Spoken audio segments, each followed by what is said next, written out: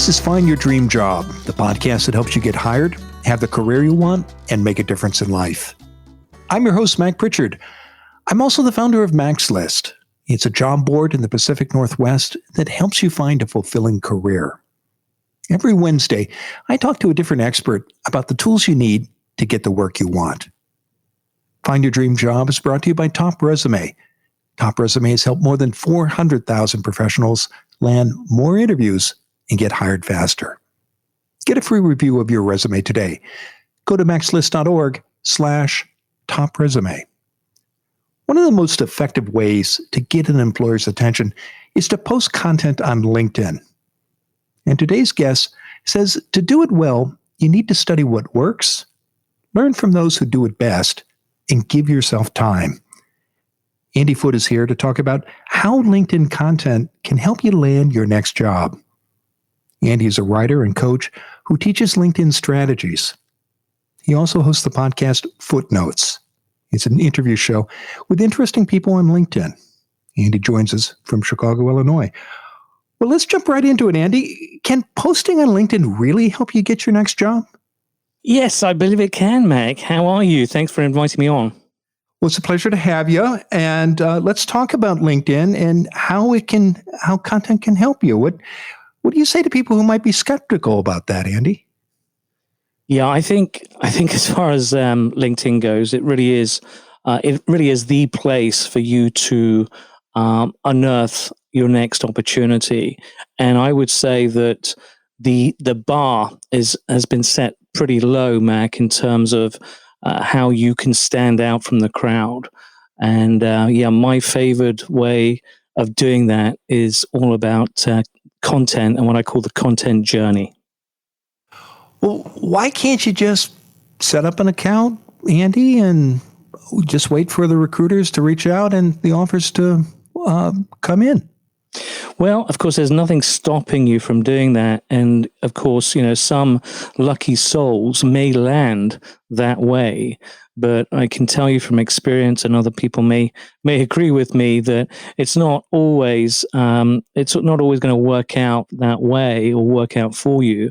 And the passive approach to LinkedIn usually only benefits exceptionally lucky individuals. My advice is for you to A, understand the platform, and B, leverage it.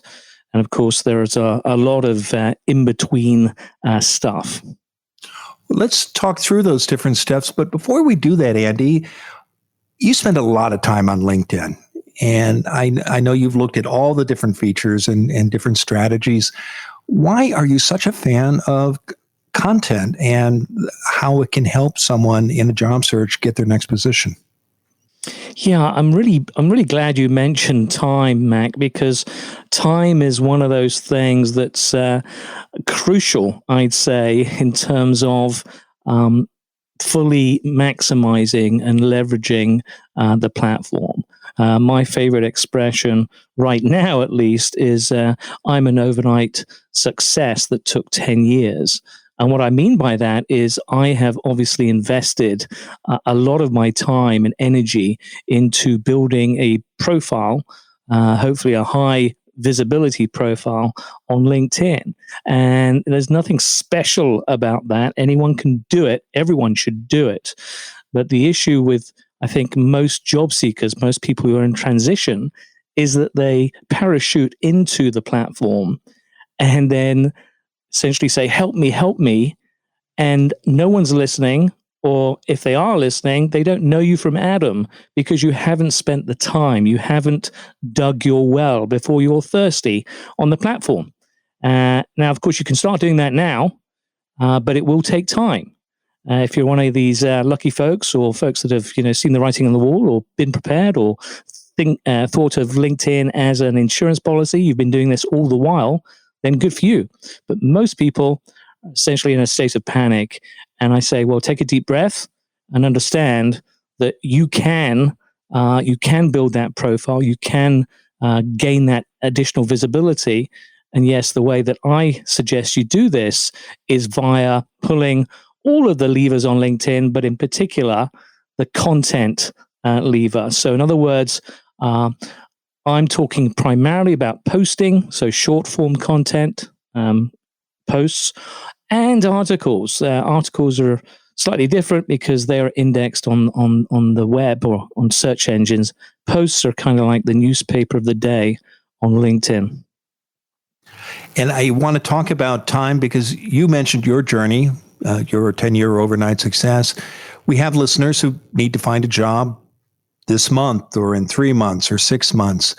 And what would you say to someone who says, Andy, I don't have 10 years. Am I doomed? Yeah. No, not at all.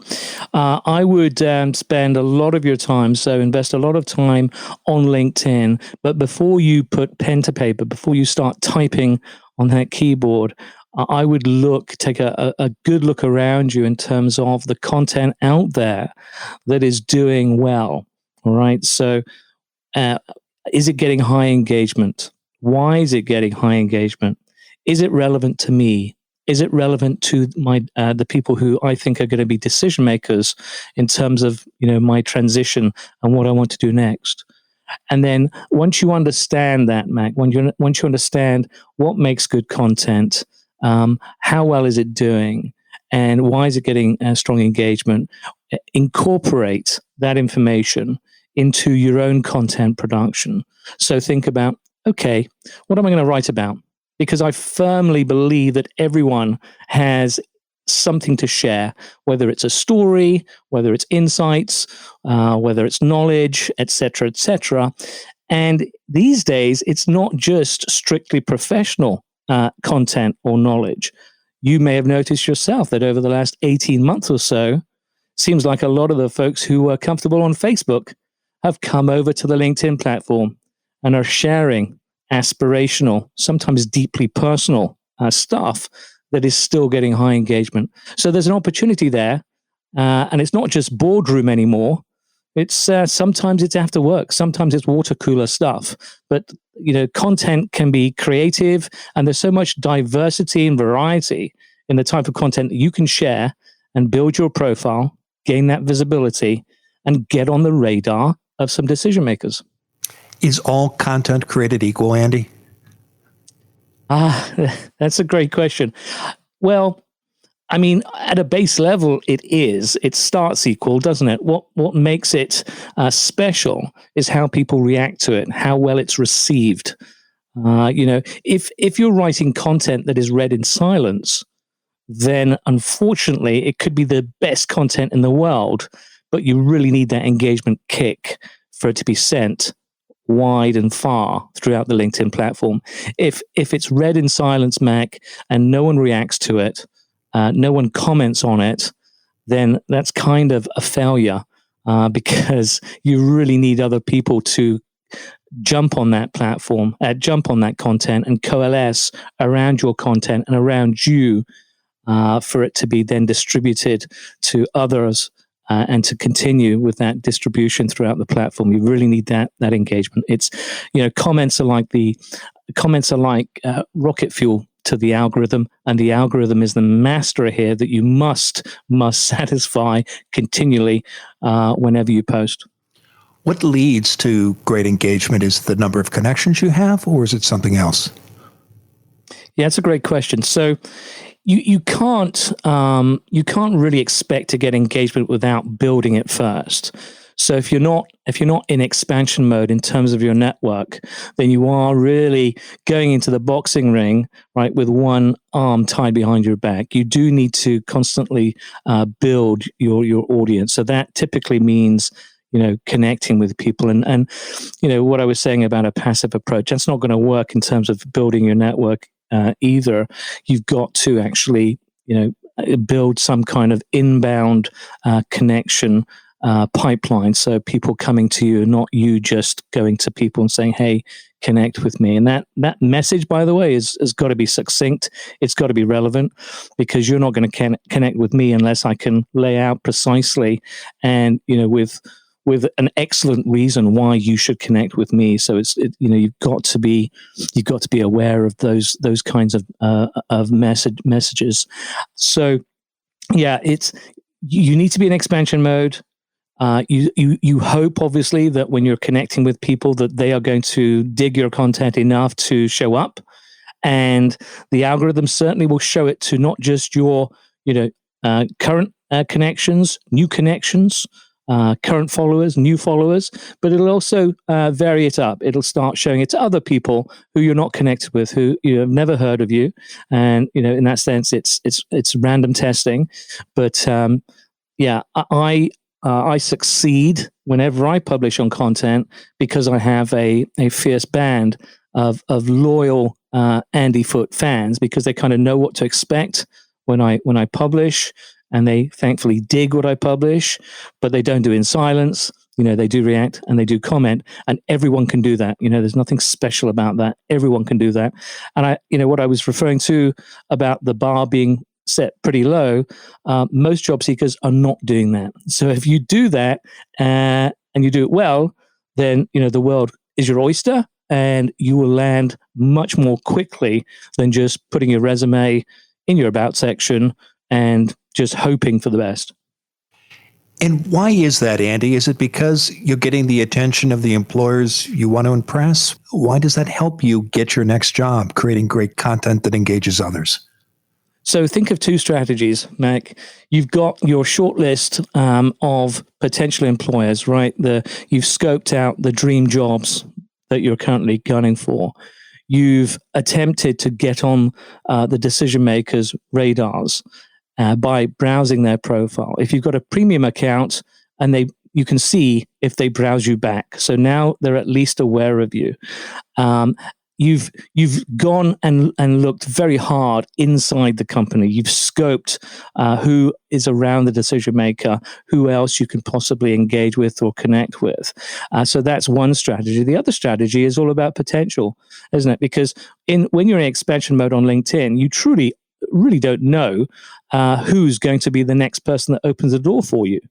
So sure, you have your shortlist and you go after those strategically, and you don't just think of yourself as a content creator, but you look at other folks. Perhaps some of those decision makers are themselves in the content creation business, or perhaps they're coalescing around LinkedIn content. Make it your business to understand what they're interested in and how they show up on LinkedIn and how frequently. Very easy to do by looking at that person's all activity section.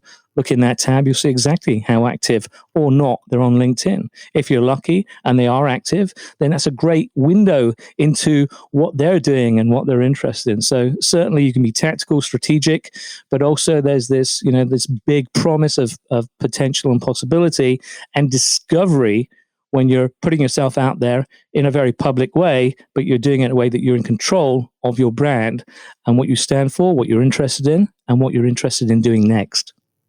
So know who you want to reach, what matters to them, and with a laser-like focus, create content that is going to engage them and help them recognize you and eventually build an online relationship. Am I getting that right, Andy? Absolutely. We're all unique. Right, we're all different in our own way, and increasingly, I think that's what organizations are very interested in. They're not just interested in whether or not you can do the job; they're also interested in the type of individual that they're going to get, that is going to join their team. What else do they bring to the table? So it's very much about personality, and it's very much about what's unique about you. Because I think it's a mistake just to think, oh, you go to your job and you tune out and you don't relate, you don't integrate with who or what's going on around you. So, we are multifaceted, faceted, and certainly LinkedIn content is a great way to demonstrate just how different we are from other folks. I want to pause and take a break, Andy. When we come back, I want to dig into a step I know you recommend, which is to study what others do on LinkedIn in order to get clearer about great content and how best to engage others. So stay with us. When we return, Andy Foote will continue to share his advice on how LinkedIn content can help you land your next job. If it's time to update your resume, the professional writers at Top Resume can help. Go to maxlist.org/topresume. Top Resume will review your resume for free. Go to maxlist.org/topresume. You'll get practical ideas you can use right away to make your resume better. And you can hire Top Resume to do your resume for you, too. Go to maxlist.org/top resume. Now, let's get back to the show.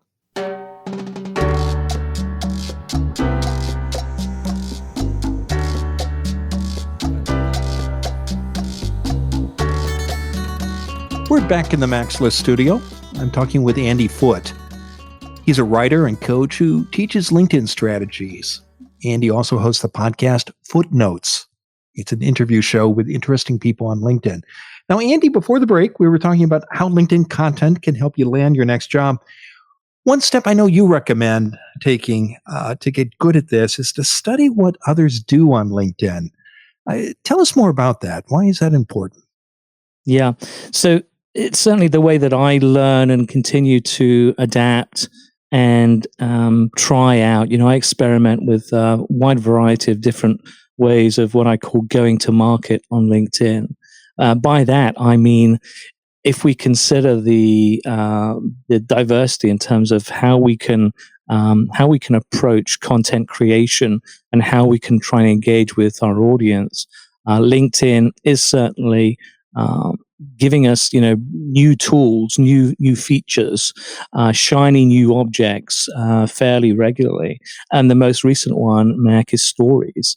And I think my initial reaction to stories was, why would I want to do a video vignette that lasts 20 seconds? Who's my audience? Who's that for? And now I'm using it creatively. I just added a funny, very relevant cartoon. So I'm using it for humor in that instance. But it goes back to what I was saying earlier, Mac, that it's all about expressing your personality. And there are many, many different ways that you can do that. I'm particularly fond of adding a post, but with a document attached to it, because historically articles are not doing wonderfully in terms of reach on LinkedIn. LinkedIn decided to turn off notifications for articles, and it kind of killed them, certainly in terms of the internal reach and audience size. However, articles are still indexed on search engines. So a friend of mine swears by still writing articles because he gets, business inquiries. He's a consultant from articles that he's written 3 or 4 years ago. So it has that long tail engagement. So in terms of monitoring, observing, what's doing well, there's so much data out there on LinkedIn that is public, so we can easily see whether or not content has legs, and that the task, as I said, is to understand why and whether or not it's relevant. It could be relevant to us to do the same kind of storytelling or information sharing. What tips do you have, Andy, for a job seeker who wants to master the basics of LinkedIn content but may not have a lot of time during the day to do that? Are there suggestions you have about people to follow, sites to visit, or just good hacks or habits that someone can practice in order to get good at content creation by looking at the examples of others? Yeah. So there really isn't, I think, a better substitute than spending time on LinkedIn and looking at content that is evidently doing very well. I use the newspaper analogy. What are the posts that are flying off the shelves, and why are they doing so well? So, in terms of being that observer who is paying close attention to what content looks, what successful content looks like, I don't think there's a substitute. I mean, there may be LinkedIn courses, there may be some blogs, right? But certainly follow people who have got thousands of followers and who can back it up. Frankly, that it's not just enough that they have a large audience, but they're consistently posting great, highly engaging content, and you will be able to see that. So I think a fast or a shortcut way of doing that would be to start looking at specific hashtags in your industry, right, in your function. So start looking at hashtags. Those hashtags will signpost not just content, but great authors, because you'll be able to filter in the hashtag feed by the ones, the stuff that's most popular. And so start with hashtags, start your research there, and then start to, as I say, observe, learn, incorporate, and essentially, leverage the way that they're doing it in a way that benefits you. And hashtags are, I think, version 1 right now. I think version 2 are going to be much more exciting in terms of the data that LinkedIn is going to share with users. So, think of Google Analytics, but for hashtags, because right now we don't have that much information about hashtags. We essentially have followers and the amount of times, a particular hashtag has been used on LinkedIn. I want to touch on a point you made just a moment ago, which is that having a large number of connections doesn't necessarily lead to significant engagement, and because sometimes I think listeners think to have lots of likes and comments, they've got to have thousands of connections or followers, but that's not true, is it, Andy? No, not at all. And that's I think something that it's a pitfall. I think people believe that, okay, I've got 40,000 followers, then that's it. That's bottom line success. I don't really need to do anything else. But the fact is that only a small group. You only need a small group of loyal fans that will turn up, that are constantly engaging on the platform. You only need that small hardcore group to turn up for you, for your success to then be distributed.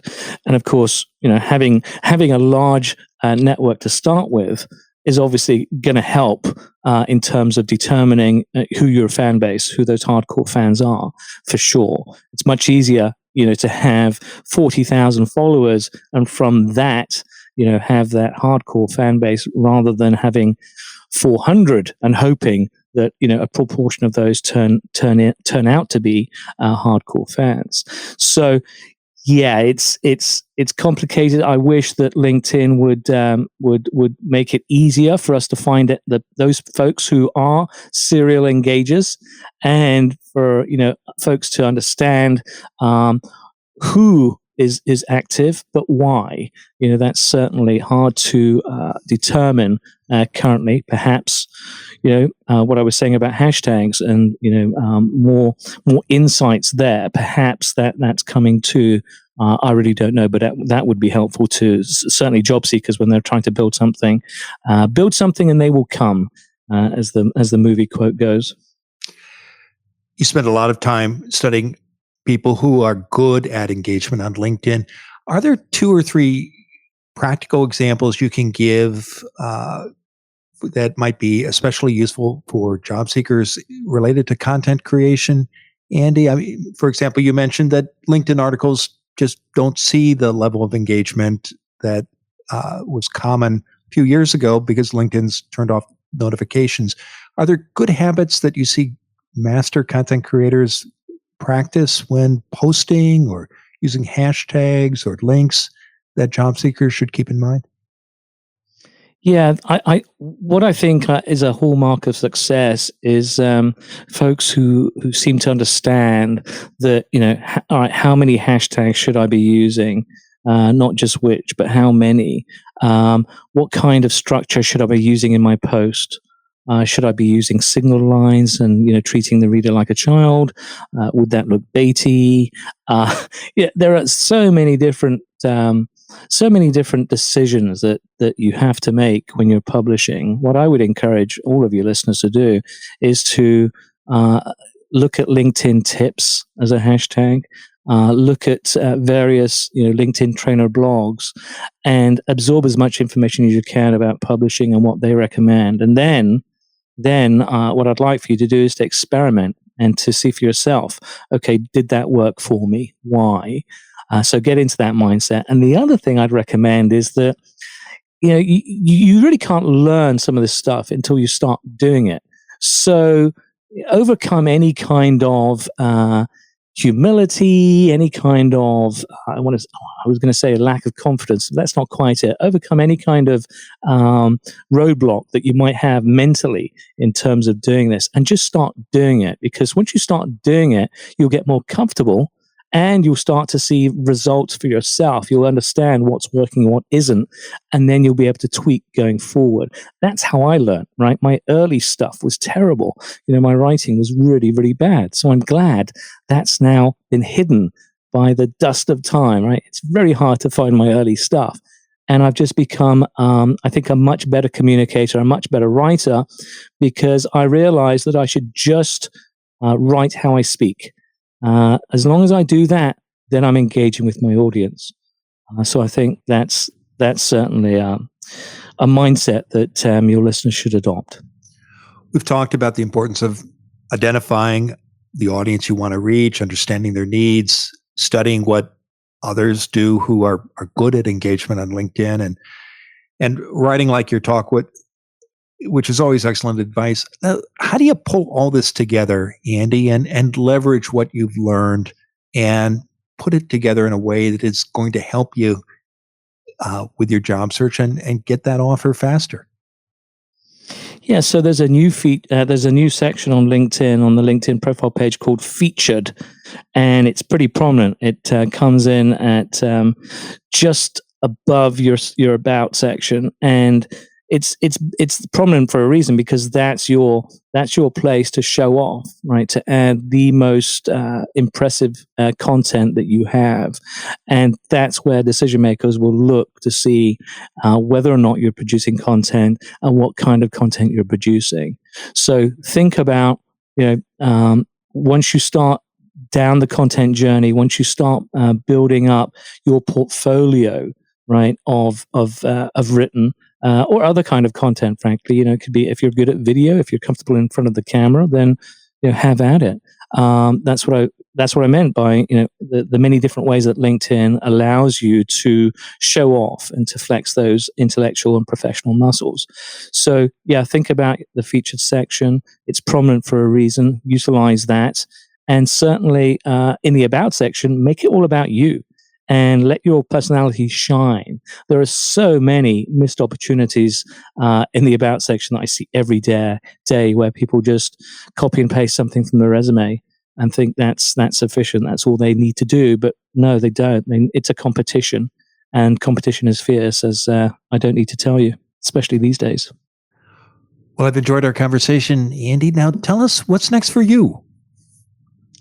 Yeah, so I'm going to continue with the Footnotes podcast because I enjoy it, even though I feel like a little bit of a Johnny-come-lately, because there are so many podcasts out there. So I'm going to keep doing that. I enjoy it very much, meeting and interviewing guests from all kinds of walks of life. I'm also going to continue sharing, what I know about LinkedIn. So I'll be doing that via my blog, linkedinsites.com. and via LinkedIn, right? So I can always be found on LinkedIn. Well, I know people can learn more about you by visiting your blog, which you mentioned, linkedinsights.com, as well as connecting with you on LinkedIn. And I hope they'll mention they heard you on the show and do send a personal invitation. And finally, I know you encourage people to join your Facebook group, LinkedIn Action User Group Heroes. Well, Andy, given all the great advice you've shared today, what's the one thing you want a listener to remember about how LinkedIn content can help you land your next job? I think it's an awesome way, Mac, to differentiate yourself from other job seekers, other folks who are perhaps gunning for the same role.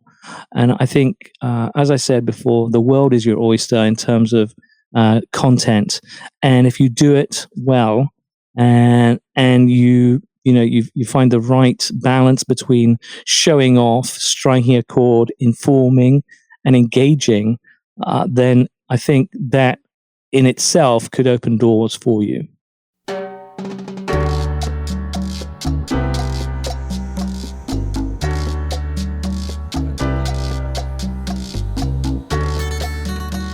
Make sure you never miss an episode of Find Your Dream Job. Subscribe to our free podcast newsletter. You'll get information about our guests, free job search articles, and transcripts of every show. Go to maxlist.org/show notes. Again, that's maxlist.org/show notes. Until next time, thanks for letting us help you find your dream job.